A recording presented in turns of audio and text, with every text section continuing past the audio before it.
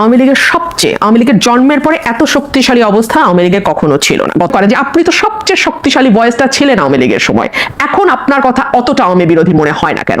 তার এক নম্বর কারণ হচ্ছে আমার প্রতিপক্ষ তাদের এমন পতন হবে যে আপনাদের সম্পর্কে টকশোতে এসে যে একটা আওয়াজ করবে এই লোকও আপনারা খুঁজে পাবেন না। নিষিদ্ধ হয়েছে সেদিনই আমি বলছি সরকার আওয়ামী লীগের একটা বিরাট উপকার করলো। ঠিক যেমন 32 নম্বরের বাড়ি ভেঙে সরকার আওয়ামী লীগকে অনেকখানি মাইলেজ দিয়েছে। কেবল আপনার দেশের মাটি ভাবলে তো হবে না, দেশের মাটিতে তো মাইলেজ পেয়েছেই, সেই সঙ্গে আন্তর্জাতিক মহলেও সরকার আওয়ামী লীগকে বিরাট একটা মাইলেজ দিয়েছে। আসসালামু আলাইকুম প্রিয় দর্শক, আওয়ামী লীগ ফিরে আসছে সর্বোচ্চ শক্তি নিয়ে। রুমিন ফারহানার বক্তব্য ভাইরাল এবং সারা দেশ তোলপাড়। প্রিয় দর্শক, এই বিষয়ে আরো বিস্তারিত জানতে আমরা সরাসরি ভিডিও স্ক্রিনে চলে যাব, সেখানে বিস্তারিত দেখে আসবো। এক প্রকার মেনে নিয়েছিল যে 2028 সাল পর্যন্ত অ্যাটলিস্ট চোখ বন্ধ করে আওয়ামী লীগ থাকবে, এবং তারপরেও আরো 5 বছর থেকে সেটা সেই 41 পর্যন্ত গড়াবে কিনা সেটা নিয়ে নানান তর্ক বিতর্ক বা কিছু কথাবার্তা হয়তো সমাজে বা রাজনীতির মাঠে চালু ছিল। কিন্তু অ্যাটলিস্ট 28 পর্যন্ত মোটা দাগে সকলেই হাসিনাকে মেনে নিয়েছিল। কিন্তু এর মধ্যে যে হঠাৎ করে এমন একটি ধাক্কা আসবে, সেটা আজকে বুকে হাত দিয়ে সকলে যদি যার যার কাছে নিজের সৎ থেকে আয়নার সামনে দাঁড়িয়ে নিজেকে প্রশ্ন করে, আমার মনে হয় তারা তাদের উত্তরটি পেয়ে যাবে। আর যে কথাটি আপনি বলছেন যে খুব বেশি বোধহয় আর পার্টিজান থাকা যাচ্ছে না, খুব বেশি বোধহয় বিএনপি আর আমাকে মনে হচ্ছে না, তার কারণ সম্ভবত এই ধাক্কাটি না আমার মনে হয় প্রত্যেকের ভেতরেই নাড়া দিয়ে গেছে। ধরুন আমি যদি একজন ব্যক্তিগত রাজনীতিবিদের বা একজন রাজনৈতিক ক্ষুদ্র কর্মী এবং একজন আইনজীবী মানবাধিকার কর্মীর চোখ দিয়ে পুরো ঘটনাটিকে দেখি, আমার কাছে মনে হয়েছে কেবলমাত্র একটি নির্বাচন, কেবলমাত্র মন্ত্রিসভার মুখগুলোর পরিবর্তন, কিংবা কেবলমাত্র সংসদ সদস্যদের এক পালের পরিবর্তে অন্য পাল গিয়ে সংসদে বসে যাওয়ার জন্যই এই 2000 মানুষ রক্ত দেয়নি। আবু সাইদ একেবারে নির্ভীক চিত্তে একটা গুলি, তারপরে আরেকটা গুলি, এবং ধীরে ধীরে তার মাটিতে বসে পড়া, এই বিষয়গুলো আসলে না এক পাল মানুষের বদলে আরেকটা পাল মানুষের বসে যাবার জন্য হয়নি। এবং আমার কাছে মনে হয়েছে যে আমার চিন্তার জগতে যে বিরাট একটি ধাক্কা লেগেছে, এই ধাক্কাটি আসলে সকলেরই কম বেশি লেগেছে, কিন্তু এটার স্থায়িত্ব বা এটার ইম্প্যাক্ট এক একজনের জীবনে এক এক রকম হবে। ধরুন আমার কাছে মনে হয়েছে যে একটি সুষ্ঠু নির্বাচন, বাংলাদেশে যদি একটি সুষ্ঠু নির্বাচনের ধারাবাহিকতা থাকতো তাহলে কি হতো? তাহলে 2014 সালে হাইলি লাইকলি বিএনপি সরকার গঠন করতো এবং শেখ হাসিনা এবং আওয়ামী লীগ বিরোধী দলে বসতো। 18-তে গিয়ে হয়তো আবার তারা ক্ষমতায় যেত, 24-এ হয়তো আবার অন্য আরেকটি দল বিএনপি হয়তো ক্ষমতায় আসতো। এভাবে একটা পালা বদলের মধ্যে দিয়ে যেত, এবং পালা বদলের মধ্যে দিয়ে গেলে যে বিষয়টি হতো খালেদ, আমার কাছে মনে হয় রাষ্ট্রের যে প্রতিষ্ঠানগুলো যেগুলোকে দুমড়ে মুচড়ে ভেঙে ফেলা হয়েছে 15 বছরে, সেই প্রতিষ্ঠানগুলোকে এভাবে হয়তো ভেঙে ফেলা যেত না। আজকে যেভাবে আমরা দেখতে পাচ্ছি মসজিদের খতিব থেকে শুরু করে একেবারে পাড়ার স্কুলের হেডমাস্টার পর্যন্ত পালিয়ে যে প্রাণ বাঁচাচ্ছেন, কারণ সোশ্যাল টেক্সচারটা পুরোপুরি নষ্ট হয়ে গিয়ে একেবারে প্রান্তিক লেভেল পর্যন্ত সকলকেই এক দলের সদস্য হয়ে যেতে হচ্ছে। এই অবস্থাতে বাংলাদেশ যেত না। একটা পাওয়ারের একটা ব্যালেন্স থাকে, ভার্টিক্যাল এন্ড হরাইজন্টাল। ভার্টিক্যালটা হয় রাষ্ট্র, হরাইজন্টালটা হয় সমাজ। কিন্তু আমাদের এই সমাজের টেক্সচারটাকে, সমাজের বুননটাকে খুবই সিস্টেম্যাটিক্যালি হত্যা করা হয়েছে, এবং হত্যা করা হয়েছে খুবই একটা পারপাসফুলি, একটা মানে লক্ষ্যকে সামনে রেখে। লক্ষ্যটা হচ্ছে আমাকে যে কোনো মূল্যে ক্ষমতায় থাকতে হবে। সুতরাং এইরকম ভুল যদি পরবর্তীতে কোনো রাজনৈতিক গোষ্ঠী এই ভুলটি করবার ন্যূনতম চেষ্টা করে, এই দেশের মানুষ কিন্তু মরতে শিখেছে, এবং ওরা কিন্তু একটা ভীতির মধ্যে ছিল। হ্যাঁ, 15 বছর লিখতে ভয় পায়, বলতে ভয় পায়, নিজেকে এক্সপ্রেস করতে ভয় পায়, ইচ্ছা করে একটা পালের মধ্যে লুকিয়ে থাকে। সেই জায়গা থেকে একটু ইন্টারাপ্ট করি, আপনি যেই অবস্থাটা বর্ণনা দিলেন, আপনার মনে কি এই সংখ্যাটা রয়ে গেছে? যেহেতু আপনি শুরু করেছিলেন যে এক পাল মানুষ থেকে আরেক পাল মানুষ, আপনার মধ্যে কি এই সংখ্যা রয়ে গেছে যে বিএনপি আসলেও তাদের ইয়াটা একটা লম্বা হবে এবং প্রায় একই ধরনের জায়গা হবে, যেইটা মানে যেই আশঙ্কা মান্না ভাইয়েরও আছে, সেই আশঙ্কা কি আপনারও আছে যদি আসলে এই গুণগত পরিবর্তনটা না হয়?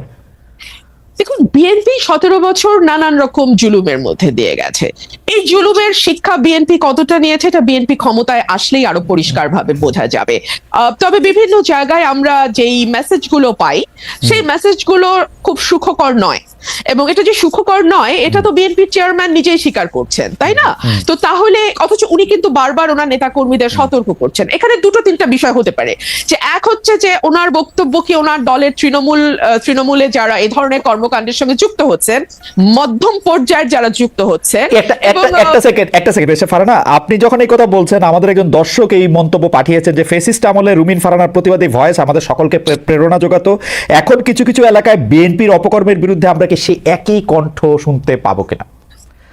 ইন্টারেস্টিং, আমি ঠিক এই কথাটাই জি, বলছিলাম, জি, তাই না জি, খালেদ ভাই? জি, জি। হ্যাঁ, তো এই ওনার এই কথাটা কি lower level, lower tier, mid tier and high tier খুব বেশি গুরুত্ব দিচ্ছে না?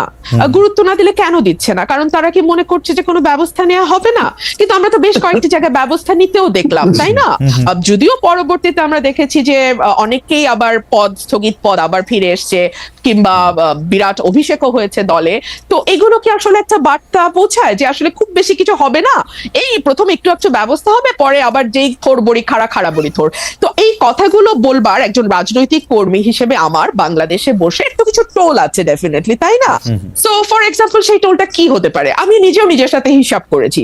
সেই টোলটা হতে পারে যে হয়তো আমাকে নমিনেশন দেওয়া হবে না, মন্ত্রিত্বের হয়তো প্রশ্ন থাকবে না। কিন্তু দেখুন, একটা রাষ্ট্র গঠন করতে এই ছোট ছোট জিনিসগুলোতে ছাড় দেয়া, আমার এমপি না হওয়া, কিংবা আমার মতন আর 10 জন যদি কারো সাহস, আমি জানি না 15 বছর আমি সাহস দেখি নাই, আগামী 10 বছর আমি সাহস দেখবো কিনা Khaled, I am very sorry.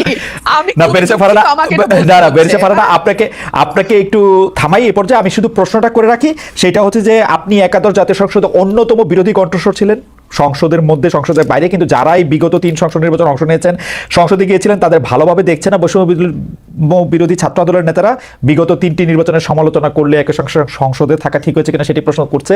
আমাদের দুটি প্রশ্ন, যে আপনি আসলে অন্য কোনো রাজনৈতিক দলে, বিশেষ করে এই বৈষম্য বিরোধী ছাত্র আন্দোলনে যদি একটি রাজনৈতিক দল সংগঠন করে, সেখানে আপনি যাবেন কিনা, এক।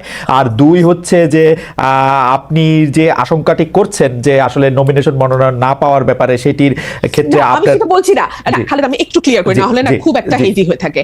মানে আমি বলছি, এই ঝুঁকিগুলো বাংলাদেশের প্রেক্ষাপটে তৈরি হয়, আমি পাবো না বা পাবো কোনোটাই বলছি না, এই ঝুঁকি তৈরি হয়। এখন এই ঝুঁকি নেওয়ার দেশের স্বার্থে, দেশের কল্যাণ, এবং যে ধরেন একগুচ্ছ মানুষ, কয়েক লক্ষ মানুষের কিন্তু একটা প্রত্যাশা যে 15 বছর তো ওই মানুষটিকে আমরা সত্য বলতে দেখেছি, সাহসী ভূমিকায় দেখেছি, এখন কি তিনি ওই জায়গাগুলোতে কম্প্রোমাইজড হয়ে যাবেন? একটি নমিনেশনের জন্য কিংবা একটি মন্ত্রিত্বের জন্য করে কম্প্রোমাইজ করবেন? আমি আসলে বেছে নিয়েছি কম্প্রোমাইজ না করাটাই। ওকে, আমরা ওই প্রশ্নটা, মানে আপনি বৈষম্য বিরোধী ছাত্র আন্দোলনের সঙ্গে যাবেন কিনা, তারা রাজনৈতিক দল করলে, সেই প্রশ্নটা আমরা একটু পরে আসবো। আমি আবারও আপনাদের দর্শকদের, মানে আপনার এই পজিশনের অনুবাদ দর্শকদের কারো কারো কাছে কি, সেটি একটু আপনাকে শোনাই, আপনি একটু মান্নান ভাইয়ের কাছে যাই।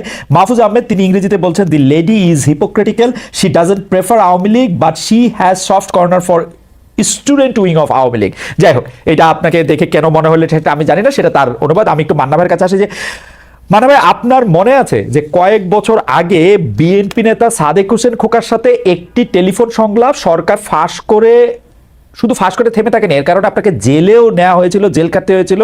সেই আলোচনায় ক্যাম্পাসে ছাত্রলীগের ক্ষমতা খর্ব করা, আন্দোলনে ছাত্রদের আত্মত্যাগ, এমন সব বিষয় ছিল।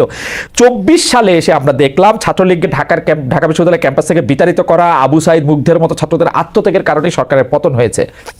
24-এর মতো একটা আন্দোলন প্রয়োজন, সেটাকে আপনি 2015 সালেই আপনি বুঝতে পেরেছিলেন কিনা, এবং সেইটা নিয়ে আপনার মধ্যে একটা তোলপাড় চলছিল কিনা? ওই রকম করে বলা ঠিক হবে না। হয় কি, ধরেন আপনি একটা সুযোগ বুঝেই নিজেকে জাহির করার জন্য কথাবার্তা বলতে থাকলেন, এগুলো আলটিমেটলি লোকজনের চোখে ধরা পড়ে।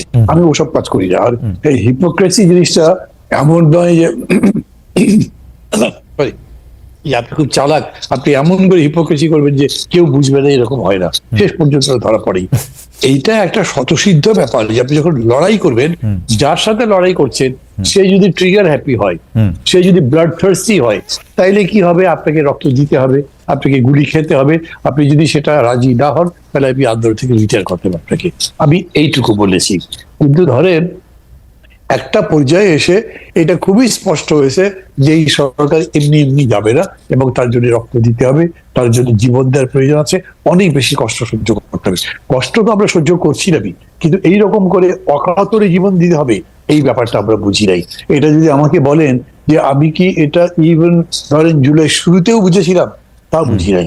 কারণ কি, মানে নিজের বিবেকের মধ্যে এটা কল্পনাতে আসতে পারে না, কল্পনাতে আসতে পারে যে এইরকম করে কেউ মানে নৃশংস হতে পারে, এরকম করে কেউ হৃদয়হীন হতে পারে, এটা আমার বিবেচনার মধ্যে আসেনি। যদি আমি খুব অনেস্টলি বলি, আমি কয়েকটা বক্তৃতায় বলেছি Sheikh Hasina she has a কি বলবো মেটালিক হার্ট, ওইটা একটা জেনুইন হিউম্যান হার্টটা, যদি হতো তাহলে এই যে মায়ের কান্না ইত্যাদিতে এত দেখে উনি এগুলো নিশ্চয়ই বিচলিত হতেন বা ঘুরে দাঁড়াতেন বা ঘুরে যেতেন, করেননি তো। সেই কারণে শেষের দিকে যেটা হবে সেটার পক্ষে আমি একটা কথা বলি। ধরেন এই যে একটা খুব ঐতিহাসিক ঘটনা, একটু ছোট্ট একটা জোকের মতো করি, বাংলাদেশের ঐতিহাসিক জায়গা কি জানেন?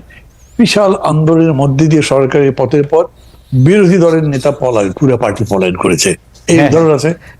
আবার সাম্প্রতিক উদাহরণটা হয়েছে এরকম যে বিশাল বিশাল গণঅভ্যুত্থানের সরকারের পতনের পরে যে মূল বিরোধী রাজনৈতিক দল তারা সাইড লাইনে আছে, তারা কিন্তু সামনে নাই, আন্দোলনের পতাকা তাদের হাতে নেই। এই যে এই ঘটনাটা ঘটলো, এটা কেন? এটা না বোঝার কারণে। 28 অক্টোবরের আগে যখন আমাদের লিয়াজো কমিটি বসছে, তখন কি প্রোগ্রাম করব আমরা, এই আলোচনা হয়েছে। আমি খুব স্ট্রেট বলেছি যে আমাদের নিজেদের কিন্তু এটা রেডি থাকতে হবে যে এরকম পরিস্থিতি হতে পারে, কারণ তারা তো ঘোষণা দিয়েছে যে তারা এগুলো করতে দেবে না, সমাবেশ করতে কিছু করতে দেবে না। তখন মানে আমি ঠিক নাম বলে কাউকে ইমপ্লিকেট করতে চাচ্ছি না, কিন্তু তারপর বিএনপির পক্ষ থেকে বলা হয়েছে ভাই কত লোক মারা যাবে। I said you have nothing to do, কি করবেন আপনি? জীবন যদি যায় তো যাবে। আপনার যদি মনে থাকে যে, তাহলে আমি আপনাকে বলি যে আপনি আমার যে ক্যাসেটের কথাটা বললেন না খোকামের সঙ্গে, ওটা নিয়ে দেখতে পারেন। উনি জিজ্ঞেস করেছেন ওই যে আমি যখন বলছি ইউনিভার্সিটি থেকে এটা করতে বেরোচ্ছে, তাহলে তো ওখানে রক্ত ঝরবে, গুলি হবে, লাশ পড়বে, তো 1200 না লাশটা রক্ত ঝরবে, 1200 পড়বে। তো আমি বলেছি যে আপনার কিছু করার নেই, আপনাকে করতে হবে, আমি তো পারছি না, তারা যদি পারে আবার তার বিরুদ্ধে দাঁড়াতে হবে। ঠিক এই কথা আমি বলছি যে আলটিমেটলি এইটা বোঝা গেছে, আপনাকে চ্যালেঞ্জটা নিতে হবে, আপনাকে পাঞ্জা লড়তে হবে, বলতে হবে আইদার ইউ অর বি, এখানে আর মাঝামাঝি করার জায়গা নাই। মানে আপনার জন্য প্রশ্ন হচ্ছে যে আমার প্রশ্নটা আমি একটু পরে করি, আপনি যদি চট করে। আপনার জন্য প্রশ্ন হচ্ছে যে আপনি জানেন যে হাইকোর্টের একটা অর্ডারে বলা হয়েছে যে জয় বাংলা বলার এখন আর কোনো বাধ্যবাধকতা নেই, যেটা সরকার বাধ্য করেছিল যে জয় বাংলাই হচ্ছে একটা স্লোগান। হাইকোর্টের অর্ডারটা আমি যেরকম বুঝেছি যে এটার বাধ্যবাধকতা নেই, যার ইচ্ছা সে দিবে, যার ইচ্ছা সে দিবে না, ব্যাপারটা এরকমই মনে হচ্ছে। আপনি এটাকে কিভাবে দেখেন যে এটা নিয়ে আসলে লোকজন আপনাকে প্রশ্ন করছেন?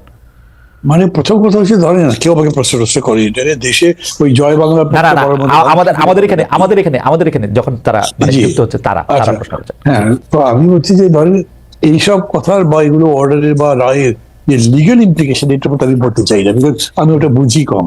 কিন্তু আমি অলওয়েজ এই ধরনের অর্ডার পলিটিক্যাল মিনিংটা বুঝতে চাই। পলিটিক্যাল মিনিং যদি বলেন তাহলে কোনো সময়ের জন্যই কোনো স্লোগান আমার জন্য বাধ্যবাধকতা হতে পারে না।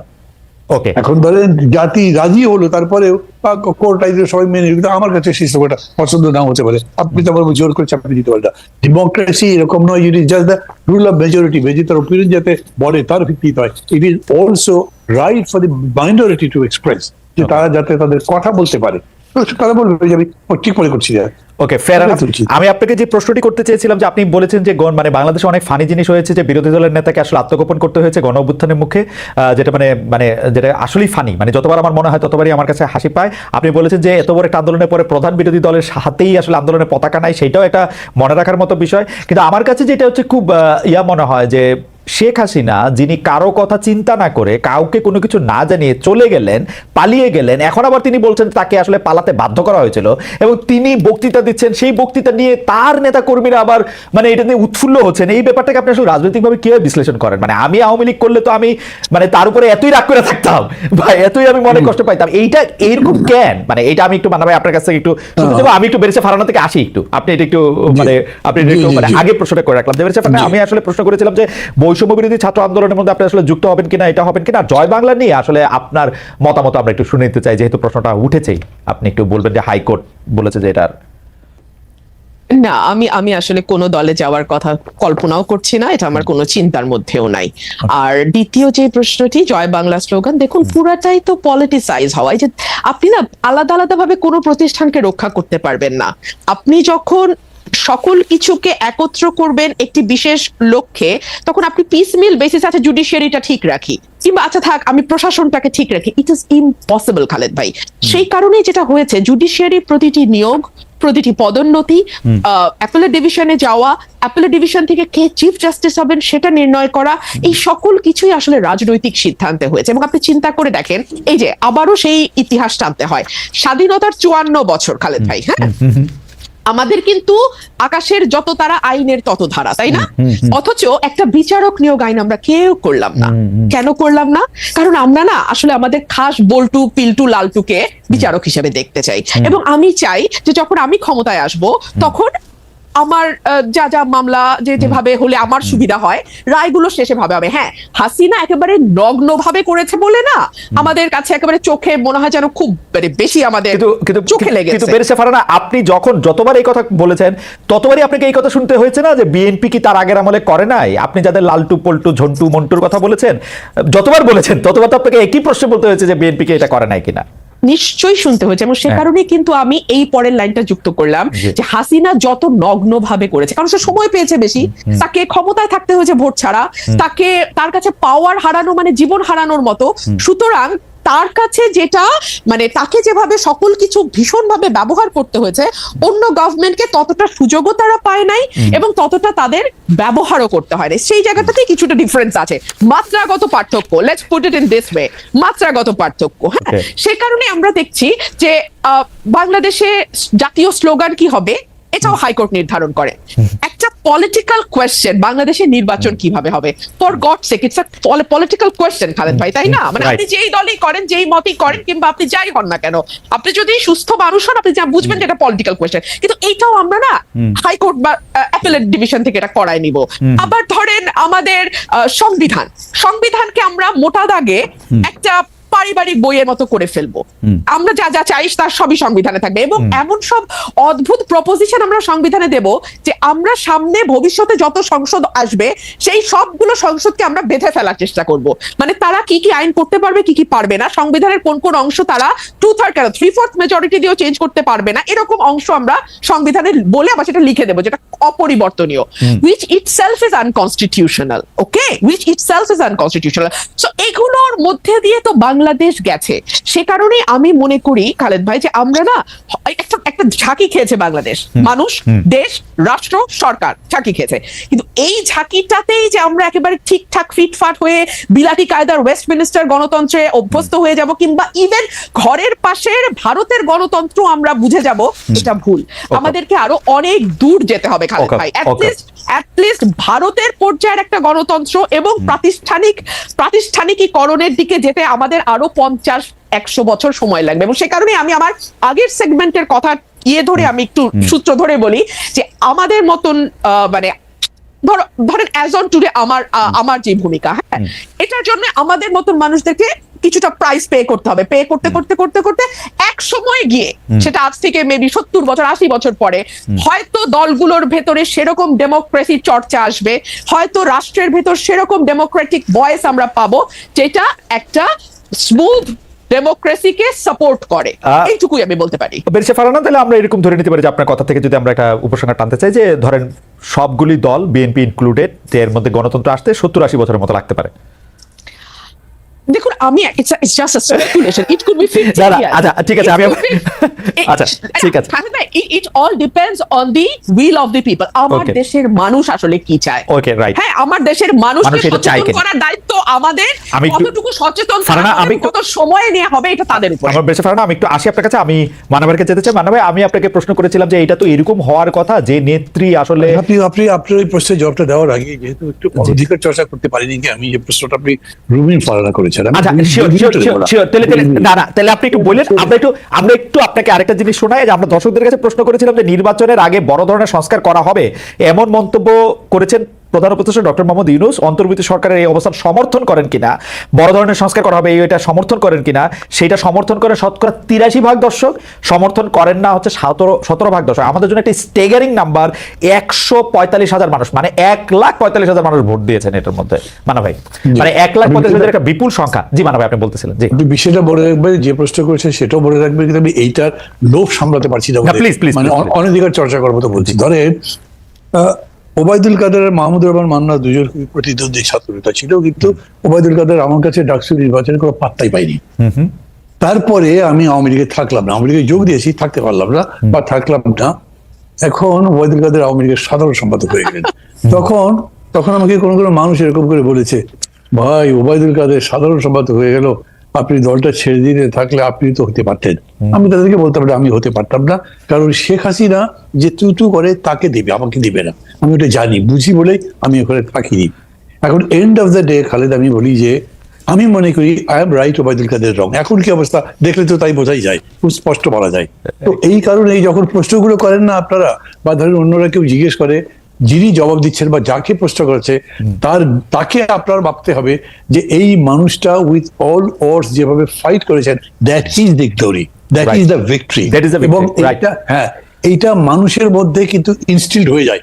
না হলে আমি এখন মানুষের এত ভালোবাসা পাই কেন? আমি কিন্তু অনেস্টলি বলি, আমি মনে করি মানুষের ভালোবাসা আমি প্রায় শিখতো আর কি এখনো এরকম দেখি। তো সেই কারণে আমি মনে করি যে আমি আমার কথা বলতে পারি মানা ভাই, আমি যতদিন ধরে এই মানে বিশ্ববিদ্যালয়ে ভর্তি হওয়ার পর থেকে আমি আপনাকে চিনি, আমি আমার কথা বলতে পারি যে আমার সম্মান আপনার জন্য, আমার সম্মান মানে এইটার সাথে আমি জনাব ওবায়দুল কাদেরের তুলনাই করতে চাই না। মানে এটা এটা এটা এক পংক্তিতেই জীবনে বসবে না। সেটা আমি আগেও আপনাকে বলেছি, ওবায়দুল কাদের সাহেব যখন সাধারণ সম্পাদক ছিলেন, মন্ত্রী ছিলেন, বিরাট বড় কিছু ছিলেন, তখনও বলেছি সামনাসামনি। মানে এটার কোনো একটা তুলনাই হতে পারে না। মানে এটা তুলনীয়ই না। আপনি যদি মনে পড়ে গেল উদাহরণটা, সেই জন্য এটা বললাম। এই জন্য আমি মনে করি যে এটা রুল ভাড়াকে জিজ্ঞেস করার দরকারই নাই, সে যেটা করছে করতে থাকবে, টাইম উইল পে হার, এটা আমি মনে করি। যাই হোক, আমি আপনার প্রশ্ন আসি, একটা জিনিস বলি, মানুষ খুব জটিল জিনিস। আমি এটা অনেক চিন্তা করেছি, লোকের সাথে কথাবার্তা বলতাম, মানুষ জটিল কেন? কারণ সবচেয়ে জটিল ম্যাটার হচ্ছে ব্রেন। এবং বলে যে একটা ম্যাটার যত জটিল হবে, যত কমপ্লেক্স হবে, তার মানে সেটা তত ডেভেলপ। যে কোনো ডেভেলপ জিনিসই কিন্তু জটিল, খুব ইজি বোঝা যায় না, বুঝে গেলে ইজি। তো মানুষের এত জটিলতার মধ্যে, ধরেন আপনাকে আমি যদি প্রশ্ন করি, আদম হাওয়া খুব আরামে ছিলেন, বেহেশতে ছিলেন, কে কামড়ালো, কোন পোকা কামড়ালো তোমাকে যে ওই গন্ধম ফলটা খেতে হবে? তার জন্য বেহেশত থেকে ফেলে দিল পৃথিবীর মধ্যে, করলো তো। আমাদের এত বড় সম্মানের একটা জায়গার একজন মানুষ, আমাদের ধর্মগ্রন্থ অনুযায়ী, বিশ্বাস অনুযায়ী তিনি করলেন, মানুষকে এইখানে বোঝা মুশকিল। এরকম বহু জায়গা আছে মানুষের বিহেভিয়ার বোঝা যায় না। আমার নিজের কাছেও মনে হয় যে আমি যদি আমার দিক থেকে চলে আসতে পারি, তো বাকি লোকগুলো, লাইক আমি নাম বলছি না, আমার সাথে বড় বড় সিনিয়র নেতা যারা আছেন, কোন সম্মান নিয়ে, কোন মান নিয়ে তারা আছেন, আমার তো তাদের সাথে প্রায় কথা হতো, সবাই প্রায় ক্লান্ত কথা বলতে বলতে, এই শেখ হাসিনা এই অপমান করেছে, উনি সম্মান করে না, ওই অমুককে এটা দিল, এইরকম রেগুলার। আমি তাদের বলি, ভাই এত কথা বলেন, তার ব্যবস্থাটা আছেন স্যার। এখনো রুবেন এখানে আছে, তার বাইন মনে করি সে বাইন করে কিছু নেই। বিএনপির অনেক এরকম বলে বিভিন্ন ব্যাপারে, দল করেন কেন এটা? তো কি করবো আমি? ভাই আপনাকে আমি দল ছাড়তে বলছি না, আমি কোনো দল ভাঙার কাজ করি না, কিন্তু আপনার যদি মনেই হয় যে আপনার এই দলে অসম্মানিত হচ্ছেন, আপনি থাকেন কেন ওখানে? আপনি চলে আসেন। কিন্তু মানুষ এটা করে না। এই জায়গাটা আপনি কোনো কিছু দিয়ে ব্যাখ্যা করতে পারবেন না। আর রাজনৈতিক ভাবে তো নয়, হ্যাঁ রাজনৈতিক ভাবে একটাই ব্যাখ্যা দিতে পারেন, তা হচ্ছে তারপরেও যারা থাকে তারা আরো বড় কিছু পাওয়ার আশা করে। তারা মনে করে, আচ্ছা কথার কথা ধরেন না, মানে ভাই এই জায়গার মধ্যে আপনি যদি একটু জনগণের অবস্থা ব্যাখ্যা করতেন। নেতাদের কথা তো আমরা বুঝলাম, তারা হয় কোনো একটা হালুয়া রুটি, অন্য কোনো কিছুর জন্য তারা এটার মধ্যে এটা থাকলো। তারপরে হচ্ছে যে আওয়ামী লীগে থাকলে অনেক, জনগণের কি প্রবলেম? না, আলাদা করতে পারবেন না, তো আলাদা করতে পারবেন না। এই জন্য যেগুলো অভিজ্ঞতা আমার আছে খুব। আমি যখন প্রথম আমার এলাকাতে ইলেকশন করতে গেছি, তখন তো টেলিভিশনে আমার নাম বলে, আমার এলাকায় এরকম কোনো নেতাই ছিল না যাদের নাম টেলিভিশনে বলে, যাদের নাম রেডিওতে বলে। লোকজন শোনে আর আমাকে দেখে বলে, আপনি এত বড় নেতা, আপনার পার্টি কই? আমার পার্টির নাম কি? ডাব বই, এই নাম তো শুনি যাই। দেখেন, মানুষ আমাকে প্রশ্ন করেছে, আপনাকে যদি আমরা ভোট দিই, আপনি যদি জেতেন, আপনি তো সরকার করতে পারবেন না, তাহলে আপনি আবার কাজ করবেন কেমনে? তার মানে মানুষের মধ্যে পার্লামেন্টারি ডেমোক্রেসির ওই ফর্মেটটা তার কাছে আছে, যে মানুষ একজন জিতলেই হবে না, তার মেজরিটি পার্টি মেম্বার জিততে হবে, তবে সে সরকার করতে পারবে না। হলে ইন্ডিভিজুয়াল একটাকে চয়েস করার লাভ কি হবে? মানুষ এটা ভাবে। এই জন্যে ডেফিনেটলি আপনার পার্লামেন্ট, বুর্জুয়া পার্লামেন্টারি ডেমোক্রেসিতে it is a rule of the party.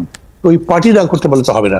আমি মাহমুদ আবুল মান্না যদি আজকে বাংলাদেশের মানুষ রায় দেয়, উনি হচ্ছে বাংলাদেশের সবচেয়ে ভালো মানুষ, সবচেয়ে জ্ঞানী মানুষ, সবচেয়ে বুদ্ধিমান, বিচক্ষণ, ইত্যাদি ইত্যাদি, কিন্তু আর কোনো পার্টি নেই, আবার কি দাম আছে?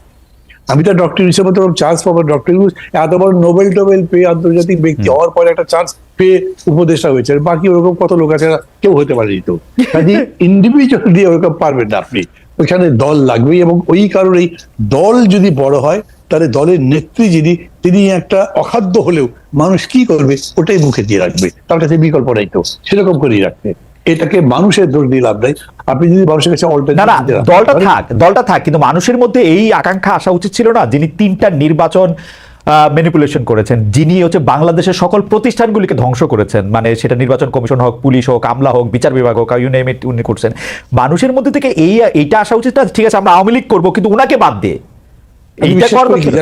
জি আমি বিশ্বাস করি, ধরেন আমি বিশ্বাস করি, প্রমাণ দিতে পারবো না, হ্যাঁ। যদি দেশের সামনে নির্বাচন হয় 1 বছর পরে, আমি এটা প্রস্তাব করছি না, আমাকে কেউ ভুল বুঝলে আমি তাদের কাছে ক্ষমা চাইছি, সেই নির্বাচনে আওয়ামী লীগও আছে, ধরেন নির্বাচন করতে পারছে, কেউ কোনো মারপিট করছে না, বাধা দিচ্ছে না, সভা ভাঙছে না, ওই ভোটে আওয়ামী লীগ গো হারাহারি। হারবে ধরেন তো। হ্যাঁ, আমি মনে করি তাই। হ্যাঁ, হারবে তো। তারপর ধরেন এই যে একটা উদাহরণ আছে, যেরকম ফ্রান্সে বাঁকো তো 4 নম্বর পার্টি ছিল, সে জিতলো কিভাবে? আমাদের দেশে এরকম হতে পারে। আমি প্রায়ই বলি বক্তৃতায়, আমার খুব প্রিয় একটা সেন্টেন্স বলেন, অতিকায় হস্তি বিলুপ্ত হইয়াছে, টিকটিকি টিকি আছে। ওই বড় আছেন এই অহংকার করলে কিন্তু কোনো লাভ হবে না। আর সিংহ বনের রাজা হাতি নয়, যদি হাতি প্রাণী হিসেবে বড়। এই জন্য মানুষের চয়েসের উপরে আপনার ভরসা থাকতে হবে, মানুষের চয়েসটাই শেষ কথা। তবে এখন মানুষের যদি সেই এডুকেশনটা না থাকে, তাহলে তার বিলম্ব হবে। ওই যে রুমিন বলছে না, যে এটা হয়তো 20-25 বছর লাগবে, আমি বছর মানে সংখ্যা দিয়ে বলবো না, কিন্তু মানুষের সময় লাগবে। কিন্তু আমার কাছে খুবই বিশ্বাস করবো, আমি মনে করি আপনি খেয়াল করেছেন, এখন পর্যন্ত BNP is the biggest party, BNP হলো সবচেয়ে জনপ্রিয় দল। কিন্তু এই বিএনপি 5 আগস্টের ক্ষমতা পরিবর্তনের একদম অব্যবহিত পরেই যখন পার্টি অফিসের সামনে বিশাল সমাবেশ করে বললো 3 মাসের মধ্যে নির্বাচন দেন, তখন সমস্ত মানুষ বিরোধিতা করেছে, বলেছে রক্তের দাগিস করে কিভাবে নির্বাচন চায়? কিন্তু মানা ভাই, আপনি যদি এখন কান পাতেন, আপনি কিন্তু শুনবেন যে সব মানুষ এখন নির্বাচন চাচ্ছে, কারণ ডক্টর ইউনূস সরকার মানে অনেক জায়গা থেকেই আসলে সিদ্ধান্তই নিতে পারতেছেন। আপনি যদি অর্থনৈতিক সূচকগুলি দেখেন, বলতেছে যে আমলারা আপনি কোনো কার্ভের মধ্যে তো আপনি কোনো মানে পরিবর্তন দেখবেন না, এবং এটা তো গর্ত। ওইটা আপনার লাস্ট প্রশ্ন ছিল, তার জবাবটা আমি দেবো। আমি যতখানি পারি ততখানি বলবো, তার আগে এই কথাটা বলিনি। আজকে যদি মানুষের কাছে অল্টারনেটিভ থাকতো না, তাহলে কিন্তু এটা হতো। ধরেন কোনো কারণে মানুষ এখন মনে করছে না বিএনপি তো আওয়ামী লীগের মতোই করছে, তারপরে ভোটের মাঠে গিয়ে এসে দেখলো যে বিএনপি আছে বিগেস্ট, কাছাকাছি আছে, ধরেন কথা জামাত, কিন্তু কাছাকাছি মানে কি, বিএনপি যদি 80 হয় তাহলে জামাত হবে 10। না, জামাতের এত শক্তি নাই মনে হয় মানা ভাই, আমার মনে হয়।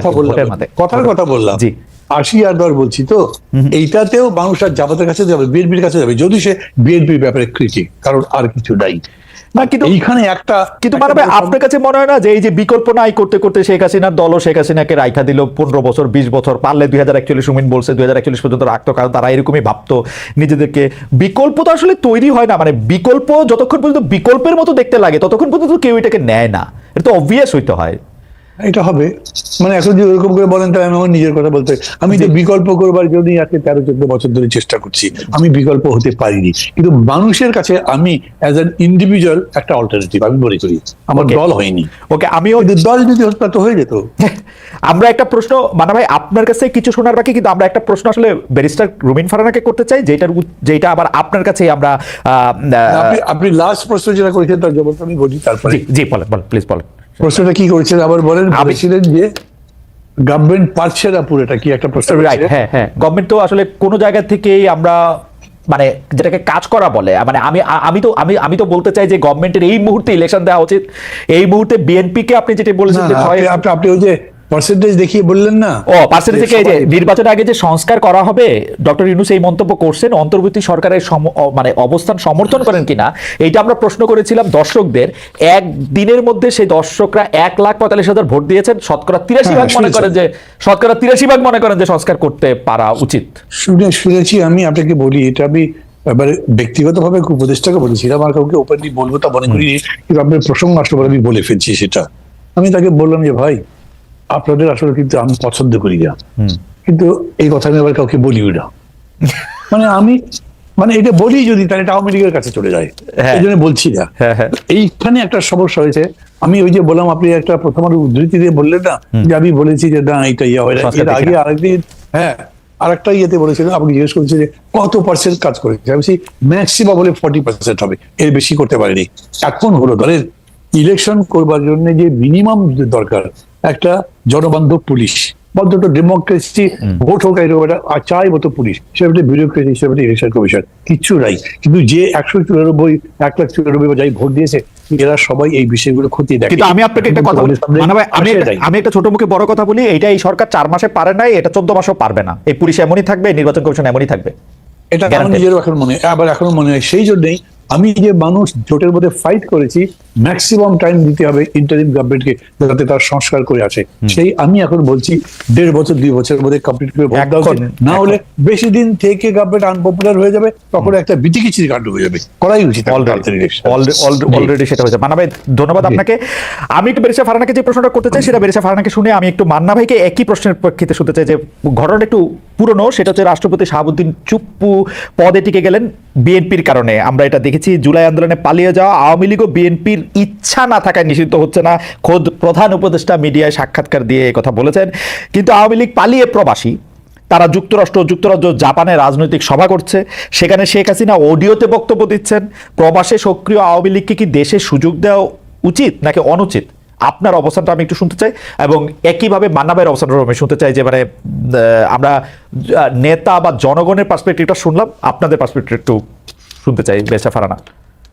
আমি কি আগের আলোচনা থেকে প্লিজ হ্যাঁ কিন্তু আচ্ছা, দেখুন বাংলাদেশের পলিটিক্যাল যে সিস্টেম, তাতে পার্লামেন্টারিয়ান কারা হবেন বা পার্লামেন্টারিয়ানদের কাজটাকে, একজন সংসদ সদস্যের কাজ কি, এটা কিন্তু দেশের মানুষ খুব পরিষ্কার না। তারা মনে করে সংসদ সদস্যের কাজ হলো ব্রিজ, কালভার্ট, রোড নির্মাণ করা, এবং এটা নির্মাণ করতে গিয়ে তাকে সরকারের একেবারে সাথের লোক হতে হবে, তাহলেই তার পক্ষে সহজ হবে এই প্রকল্পগুলো পাশ করিয়ে নিয়ে আসা। এবং যারা সংসদ সদস্য হন তারাও বিশ্বাস করেন তাদের কাজ হলো এই ব্রিজ, রোড, কালভার্ট নির্মাণ করা, এবং এই নির্মাণ থেকে 10%, 15%, 20% তাদের পকেটে নেওয়া। এটা হচ্ছে একটা মিউচুয়াল আনরিটেন এগ্রিমেন্টের মতন, হ্যাঁ, জেন্টলম্যান এগ্রিমেন্ট। কিন্তু আসলে তো একজন সংসদ সদস্যের কাজ সেটা নয়।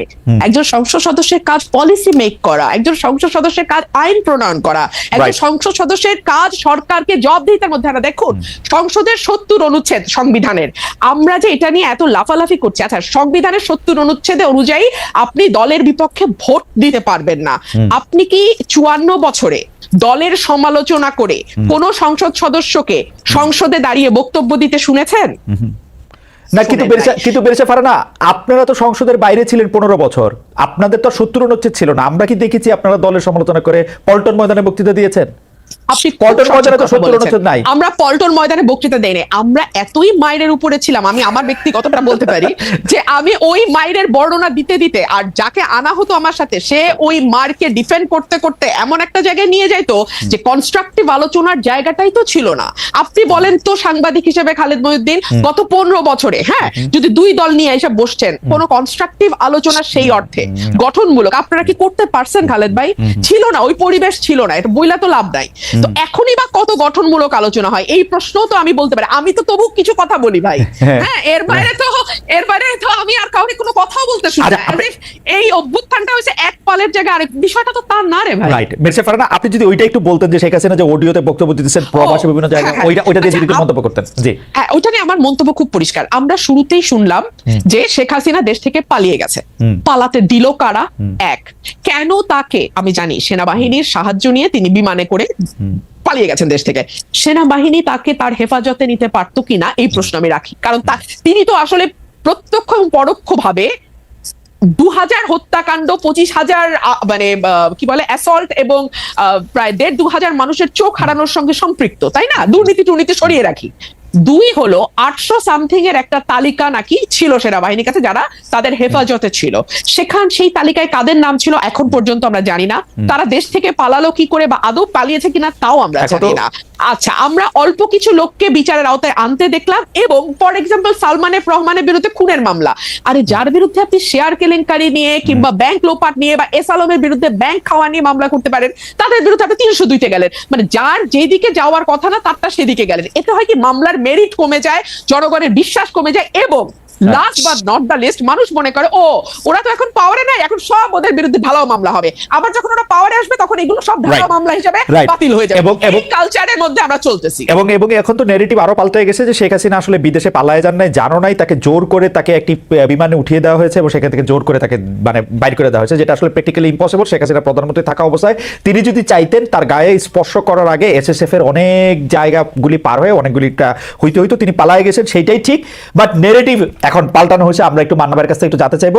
আমাদের একজন দর্শক এইবার আমাকে প্রশ্ন করেছেন, এবার আমাকে এখন প্রতিষ্ঠানগুলো কি করেছে। আমি এটা জয় বলতে চাই, কোনো কিছু ধ্বংস করতে আসলে যত সহজে সম্ভব সেগুলিকে গড়ে তোলা বা সেগুলিকে শুশ্রূষা করা আসলে সম্ভব না। আপনি একজন কুস্তিগির বা একজন মুষ্টিযুদ্ধকে মেরে মেরে আধমরা বা কোমায় নিয়ে যাওয়ার পরের দিনে একদিনেই তিনি আবার সুস্থ হয়ে ফাইট করতে থাকবেন, ব্যাপারটা এরকম কখনোই হয় না। প্রতিষ্ঠানগুলি এখন কি করছে সেটা ক্ষেত্রে হচ্ছে আমার জবাব। প্রতিষ্ঠানগুলি শেখ হাসিনার 15 বছরের প্রতিষ্ঠান ধ্বংসের ধ্বংসের ফলে, এটা আমার মতামত, বাংলাদেশকে 35 বছর ভুগতে হবে ধ্বংস মতো একটা প্রতিষ্ঠান নিয়ে। এটা এর চেয়ে একটু কম হতে পারে। মানে আপনি যদি একটু বলেন যে এই যুক্তরাজ্য জাপান এখানে যে রাজনৈতিক সমাবেশ করতেছে এটা আসলে ঠিক হচ্ছে কিনা, আবার মানে মানে মানে ডক্টর ইউনূস যে বলতেছেন আসলে বিএনপির জন্য পারতেছি না আওয়ামী লীগরে ঠিকঠাক করতে, এটা নিয়ে যদি এটা উনি যদি বলেন খুব মুশকিল। জানেন সম্ভবত খালেদ যে ডক্টর ইউনূস আমার ডাইরেক্ট টিচার ছিলেন। জি, চিটাগাং ইউনিভার্সিটি। ডাইরেক্ট টিচার থাকলে একটা অসুবিধা হয় না, সমালোচনা করতে কিরকম নিজের মধ্যে লাগে। কিন্তু তারপরে আমি তো বলতে বাধ্য হচ্ছি, ধরেন এখন সবচেয়ে ভালো ক্রিকেটারকে আপনি ফুটবল খেলতে দেবেন, আমি দিলে ওকে ফুটবল ভালো খেলতে পারবেন কি? ওনার আপনি প্রথম থেকে যে বক্তৃতাগুলো করেন সেগুলো যদি খেয়াল করেন, উনি বলছেন বাংলাদেশ হবে একটা ফ্যামিলি, আমরা ইনক্লুসিভ ডেমোক্রেসি করতে চাই। এই দুটো কথার কিন্তু কোনো ব্যাখ্যা দেননি, কিন্তু এটার ব্যাখ্যা একটাই দাঁড়ায় যে আপনি এদেরকে অ্যাকোমোডেট করে রাজনীতিটা করবেন। আমি এটাকে খারাপ ভালো কিছু বলছি না, কিন্তু আমি মনে করি it's a huge question from transition from fascism two democracy. কিভাবে যাবে ডেমোক্রেটিক ওয়ে? ডক্টর ইউনূস সম্ভবত মনে করতেন একটা ডেমোক্রেটিক ওয়েতে যেতে হবে। আমেরিকানরা তো সবসময় তাই মনে করে, গণতান্ত্রিক পদ্ধতিতে এইটা করা যাবে না, এগুলো সব বলে। কিন্তু বাংলাদেশটা এরকম যে এত কিছু করবার 15ই আগস্ট আপনি কিন্তু কিচ্ছু করতে দেননি, সেটাই রাইট, এবং এই পর্যন্ত তাদেরকে দিচ্ছেন না, সেটাই চলছে। কিন্তু আপনি বক্তৃতা যেগুলো করছেন এবং সেই ভিত্তিতে সেটা বুঝে সাগর ভাই তো বলেই দিল, কই তাদের তো ব্যান করি নাই, তাদেরকে তো সমাবেশ করতে নিষেধ করি নাই, চাকরি যেতে যেতে কোনোভাবে বাঁচলো, তারটা উনি পোস্টেড আউট হয়ে গেলেন, মানে আর একটা দায়িত্বে চলে গেলেন। তো এই ক্রাইসিসটা আগে বুঝতে হবে। আমরা এই গণতন্ত্রের প্রত্যাবর্তনটা করবো যে সেই পদ্ধতি কি, এটা ট্রায়াল এন্ড এরর দিয়ে হতে পারে। আমি মনে করি যতদূর ডেমোক্রেটিক অ্যাটমসফিয়ার রেখে করা যায় সেটা ভালো, আমি এটা প্রেফার করবো। এটা আমার ব্যক্তিগত চয়েস। ডক্টর ইউনূস যদি এটার পক্ষে থাকে, আমি তার সত্ত্বে আছি, যদি অন্য কিছু বোঝার থাকবে সেটা বলবেন। কিন্তু আমি মনে করি এইটা করতে গিয়ে আবার উনি মনে করেছেন যে গণতন্ত্রে কি আপনার জরুরি অবস্থা নাই, গণতন্ত্রে কি নিষেধাজ্ঞা নাই, গণতন্ত্রে কি 144 নাই, আছে তো। আপনি এগুলো চর্চা করেই কন্ট্রোল করতে পারতেন।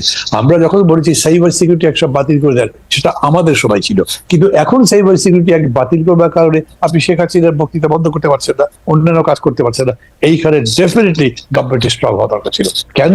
আমাদের দেশ তার অতখানি অভ্যস্ত নয়, অতখানি শিক্ষিত নয়। শেখ হাসিনা আবার বক্তৃতা করছে, তার মানে ওর কিছু হয়নি, তো ঠিকই আছে।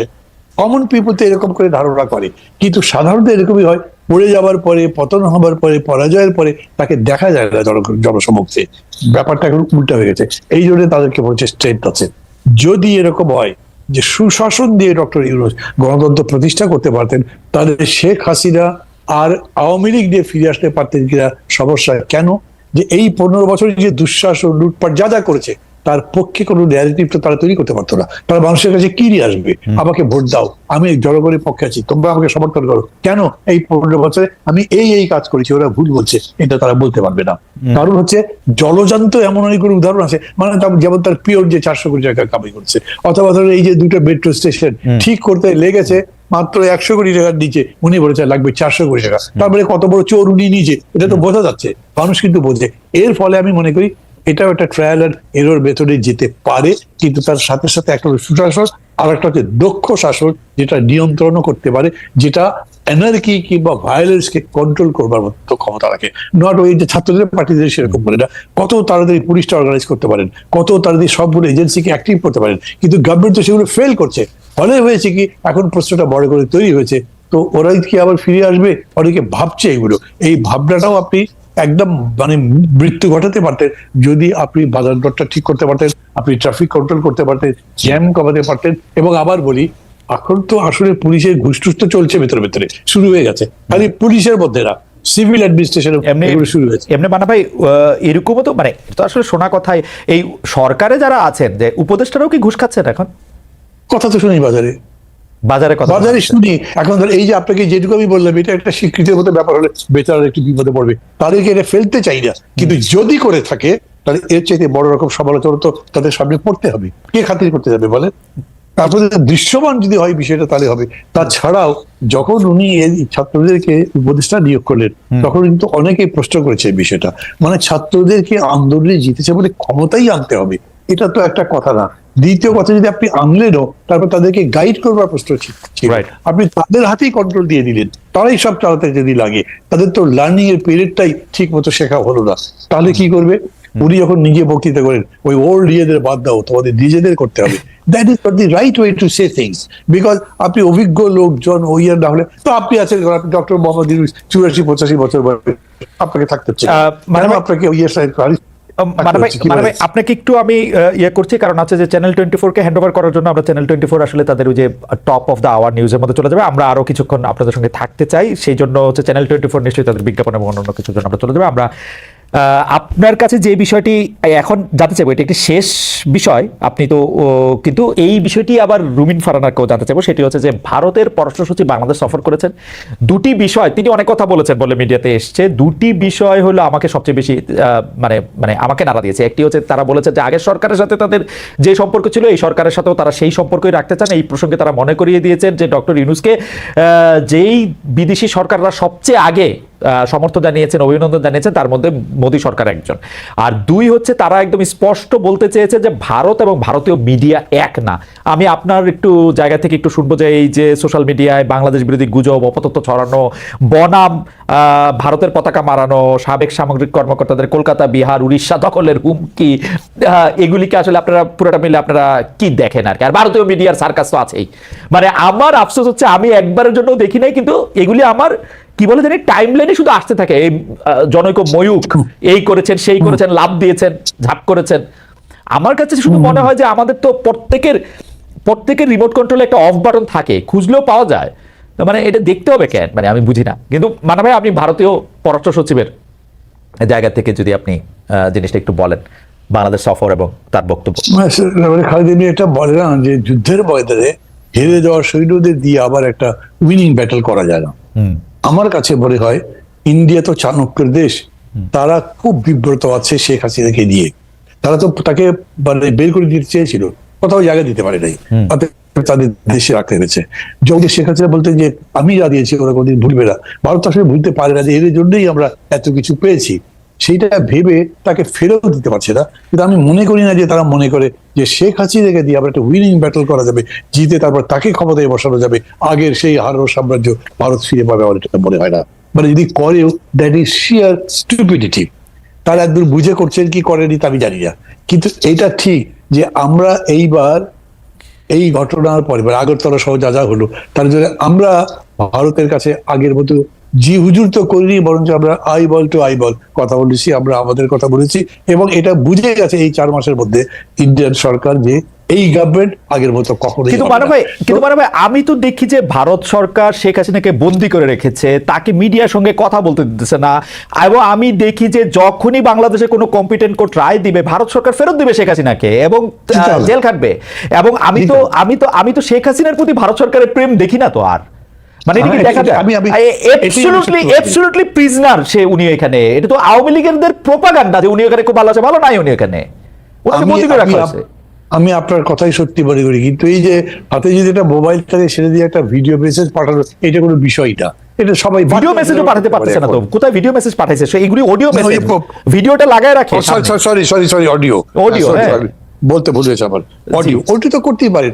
আর ওইটা দিয়ে লন্ডনে প্রেস কনফারেন্স অ্যাড করছেন, বক্তৃতা করছেন, দিজ আর রটেন থিংস। এগুলো দিয়ে ইন্ডিয়ান গভর্নমেন্ট আবার শেখ হাসিনাকে বসাতে চায়, এইটা প্রকাশিত হয় কিনা এটা আবার সন্দেহ আছে। তাছাড়া ওই যে তারা বলেছে যে বর্তমান অন্তর্বর্তী সরকারের সাথে তারা আগের সরকারের মধ্যে সুসম্পর্ক স্থাপন করতে চায়, এইটা করা ছাড়া তাদের কাছে পথ কি আছে? আমরা সবসময় ভুল করেছি। আমি আগেও বলতাম যে আমাদের সরকার বলতে চাই যে ইন্ডিয়ার কাছে আমাদের অনেক দায় আছে, আমাদের কাছে ওদের দায় কম না। এক চিকেন নেক তাদের পুরো গাড়ি ভেঙে দিতে পারে, সেটা তারা বোঝে। এবং সেইটাতে আমরা যদি পুরো এন্টাই চলে যাই তাহলে তাদের জন্য খুব সুবিধা না। সো কার্ড আমাদের কাছেও আছে। আমি কিন্তু শেখ হাসিনাকে নিয়ে, আমি জানি না ব্যারিস্টার ফারহানা কি বলবেন, আমি কিন্তু শেখ হাসিনাকে নিয়ে ইন্ডিয়ানদের অনেক বড় স্বপ্ন পরিকল্পনা আছে এটা আমার মনে হয় না, মানে ইন্ডিয়ান সরকারের, মানে ময়ূক বিশ্বাসের দিয়া ইন্ডিয়ান সরকার জানি না আমি। এটা যদি ধরেন এরকম হতো যে তাজউদ্দিনের ফ্যামিলিকে তারা আনতে চেষ্টা করছে, Right. That could be a real conspiracy. কারণ ওইটার মধ্যে কিন্তু এটাতে কিন্তু পাবলিক রেসপন্ড করা সম্ভব ছিল। এবং খেয়াল করে দেখেন যে তাজউদ্দিন সাহেবের ছেলেমেয়েরা যেরকম করে বক্তৃতা করছে, এটা তো হার্ট ক্যাচিং টাইপের বক্তৃতা একটা, এবং যেরকম করে বলছে ওই জায়গা থেকে কিছু হয়েছে। আমি খোঁজ করবার চেষ্টা করেছি, যদিও ওরকম করে আমি ইনক্লুড করি না, সেটা খারাপ দেখা যায়, কিন্তু আমি দেখেছি যে এরকম নয় এখন পর্যন্ত। ইন্ডিয়ানদের কোনো পরিকল্পনা থাকলে আপনার বক্তব্যের পরে মনে হয় এটা নাই হয়ে গেল মান্না ভাই, কারণ ষড়যন্ত্র আপনি এটা সামনে নিয়ে আসছেন, এটা তার মনে হয় না থাকবে। আপনি একটু ব্যারিস্টার ফারহানার কাছে জানতে চাই, ব্যারিস্টার ফারহানা, এইটা মানে আপনার কাছে কি মনে হয় যে মানে ভারতে উনি আছেন, ভারত সরকারের সমর্থন নিয়ে উনি যে কোনো সময় টুপ করে এসে খুব করে ক্ষমতা নিয়ে নেবেন, আপনার এরকম মানে মানে এই বয়ানটা আপনার কাছে কিরকম লাগে? মানে এটা খুবই অস্বাভাবিক, এটা হবার কোনো সুযোগ নেই, ভারত তো এটা খুব ভালোই বোঝে। কিন্তু ভারতের যে বিষয়টার সমস্যা হচ্ছে সেটা হচ্ছে যে শেখ হাসিনা একটা কথা কিন্তু বলে ফেলেছিলেন, ভারতকে আমি যা দিয়েছি সেটা তারা আজীবন মনে রাখবে। এবং সত্যি আমরা এমন কিছু নেই যেটা ভারত চেয়েছে এবং পায়নি, কিংবা এমন কিছু যেটা ভারতের জন্য কল্যাণকর কিন্তু হয়তো মুখ ফুটে ভারত চাইতে পারেনি, সেটাও শেখ হাসিনা দিয়েছে।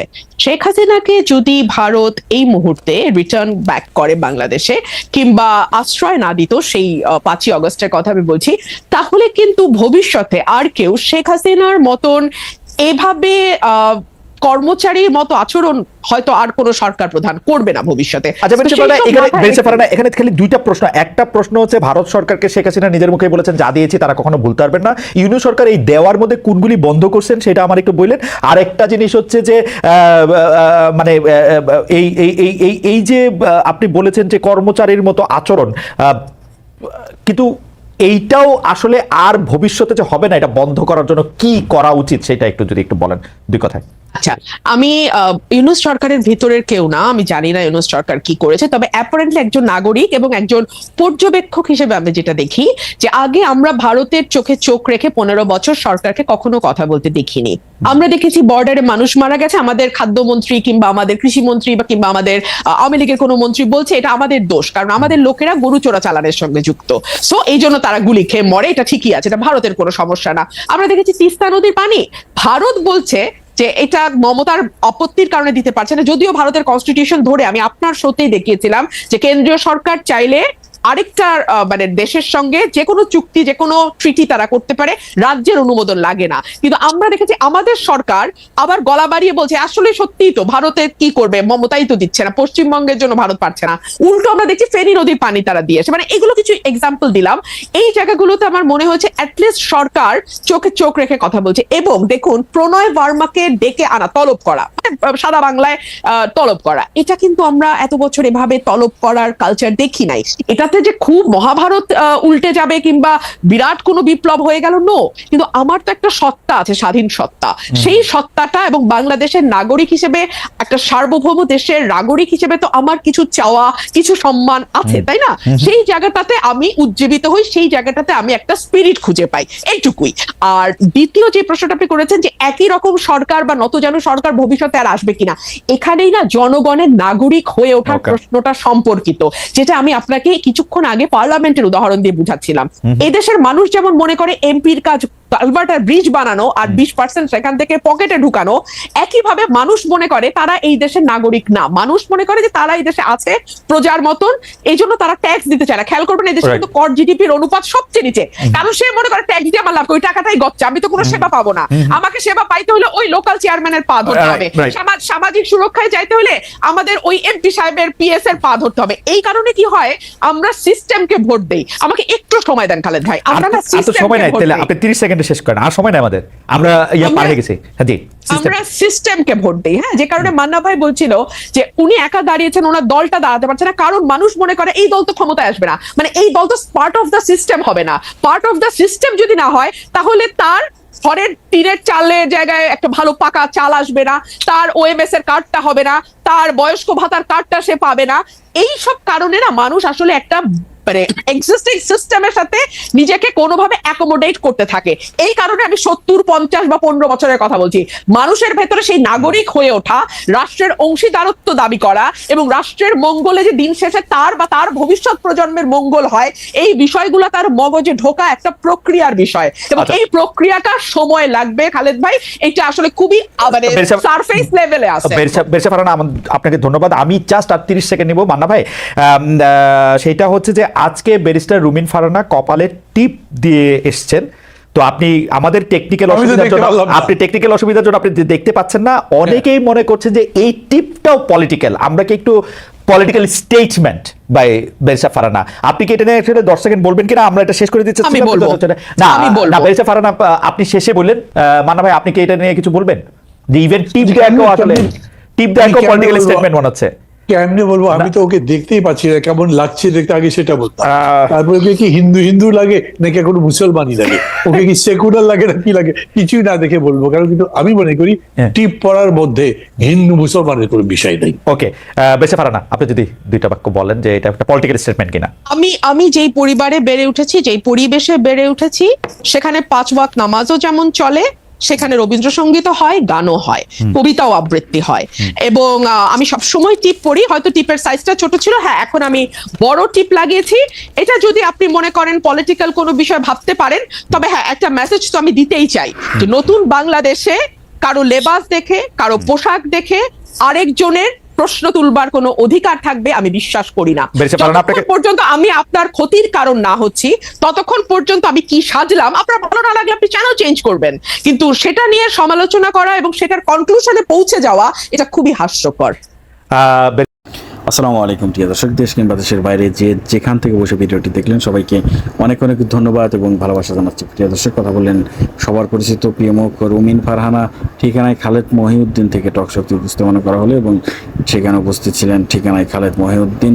প্রিয় দর্শক, রুমিন ফারহানার বক্তব্য আপনারা জানেন যে অনেক সময় আমরা দেখেছি যখন আওয়ামী লীগ ক্ষমতায় ছিলেন, আওয়ামী লীগের ঘোর বিরোধী ছিলেন তিনি, সাবেক এমপি ছিলেন, তখনও আওয়ামী লীগের ব্যাপক বিরোধী কথা বলেছেন, কিন্তু এখন সেরকম কথা বলছেন না, বরং আওয়ামী লীগ ফিরে আসবে ভয়ঙ্কর রূপে, বা আওয়ামী লীগ ফিরলে জাতির কি হবে, দেশের কি হবে, নানান বিষয়ে তিনি সমালোচনা করলেন। দর্শক, বর্তমান বাংলাদেশ নিয়ে তিনি আলোচনা করলেন, বর্তমান বাংলাদেশের যে পরিস্থিতি, সেই পরিস্থিতি নিয়ে আলোচনা করলেন, ডক্টর মোহাম্মদ ইউনূসকে নিয়ে আলোচনা করলেন এবং বিএনপিকে নিয়ে আলোচনা করলেন, জামাতকে নিয়ে আলোচনা করলেন। প্রিয় দর্শক, রুমিন ফারহানার আজকের এই ভিডিওটি আপনাদের কাছে কেমন লেগেছে অবশ্যই কমেন্টে জানাবেন।